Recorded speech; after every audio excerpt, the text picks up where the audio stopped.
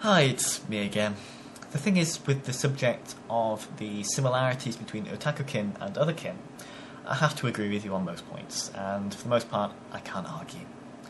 Given an infinite universe, given enough time and space, eventually you'll come across a French-speaking jam jar filled with miniature waffles singing Auld Lang Syne, orbiting a tri-star system which then, through a series of no doubt interesting plot lines and twists, becomes Lord of Otaku-kin Homeworld.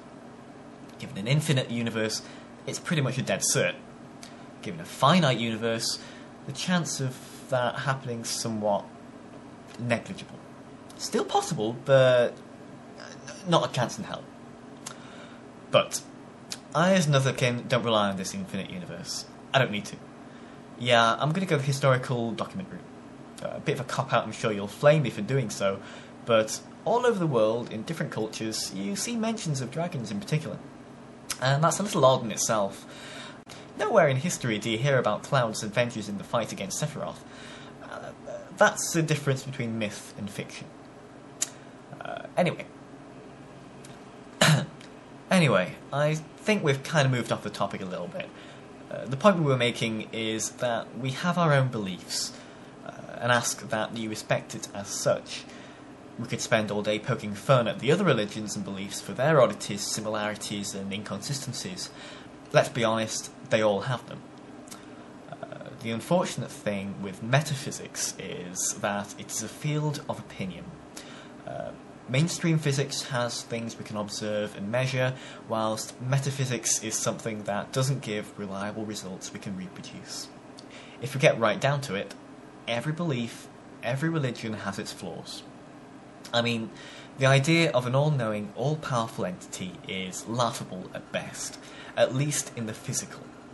Truly all-knowing in the physical would mean a brain the size of the universe, which, incidentally, the universe does have the same structure as neural cells, as has recently been discovered. I'll give you a link to the article for your amusement. Which would arise the question of whether or not we actually do live in the mind of a mostly knowing entity. As for your argument, the physical world does have rules, and the metaphysical has rules too, but they're less defined and very much so opinionated. Belief systems are there to provide possible explanations. Interpret them however you will. For a quick and dirty answer, I could say, I don't know. That's what I believe. But I won't, since that would imply blind faith. I had experience. It wasn't pleasant. And this is how I interpreted it. It's the most logical explanation to me, and if someone can prove it otherwise, or provide a more logical explanation to everything that I've been through for the last 6 years, I'll be more than happy to accept it, even if it means I'm declared clinically insane. And I'm sure the most respectable of kin would agree with that statement.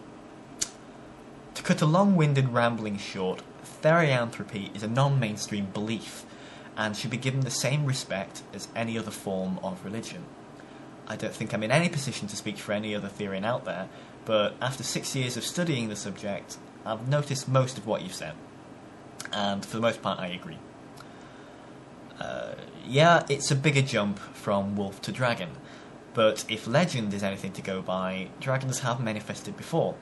Even if they're purely on another plane of existence in the finite universe, the water bridge effect I was talking about last time could still apply. Thanks for listening, and I'll see you another time.